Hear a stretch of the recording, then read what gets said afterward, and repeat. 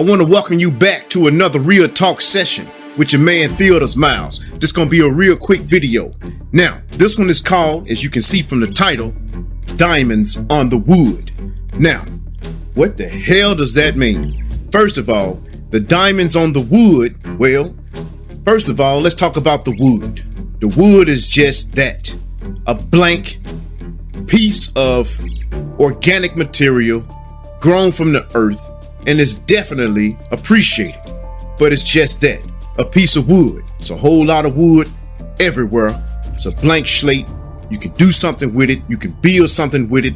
You can turn the potential of it into something magnificent by carving something into it or something out of it, putting your energy into it, putting your imagination into it.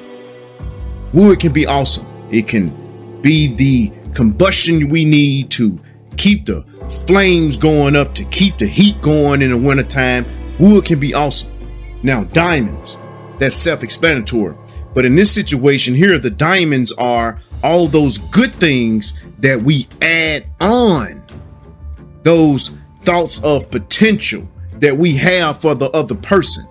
When we say to ourselves, oh man, they gonna be great for me.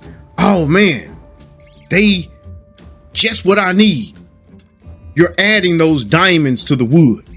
Now, let's go ahead and jump into a quick story about a man looking for diamonds. He started out reading about how there are diamonds in Africa and how people are being pushed off of their land so that people like, De Beers and other companies, of course, this is a fictional story, are just pushing people off the land and accumulating the diamonds in the soil. So he decides that he's going to research where all the diamonds are, and then he's going to go out and get him some diamonds. And he attributes all the different things in his mind that those diamonds are going to bring him. And he goes out and he starts searching everywhere that's within inside of the circumference of his studies that has suggested that in that particular location he's going to find said diamonds. Now he continues to search for diamonds, and with all the motivation that he's attributed to being successful in his hunt, he thought about having all the nice cars and being able to do things for his family and very philanthropic things. And there's nothing wrong with being philanthropic, wanting to help humanity. That's definitely a goal for myself. But when you attribute finding greatness or putting greatness on things that really is just a blank, basic piece of wood, then you can over imagine something that otherwise would just be basic. So when you put diamonds on the wood, that's you attributing all those great qualities that you have within yourself, and you're projecting those great qualities onto that blank slate of wood. I have been,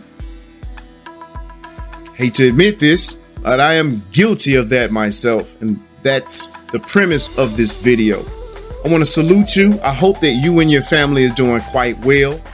And thank you so much for tuning in. Please go ahead and like, subscribe, and comment.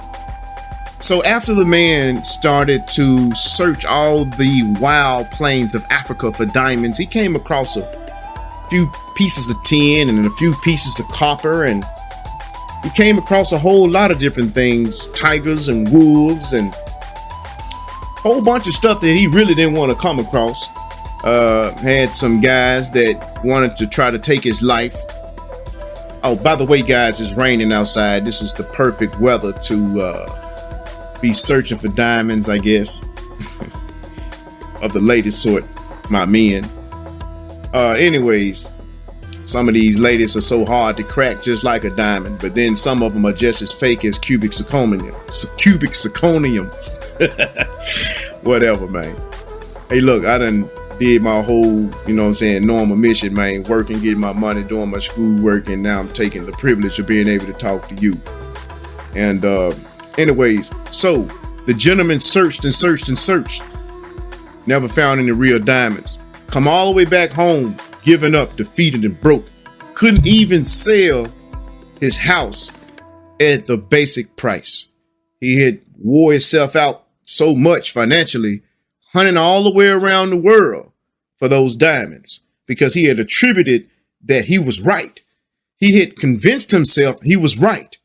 And all his families and friends and everybody that was around him was saying, hey, man, you on a dummy mission. But he could not allow himself to say, you know what? I was wrong. He could not allow himself to realize that he had fooled himself. Mark Twain said, it's easier to fool people than it is to convince them that they have been fooled.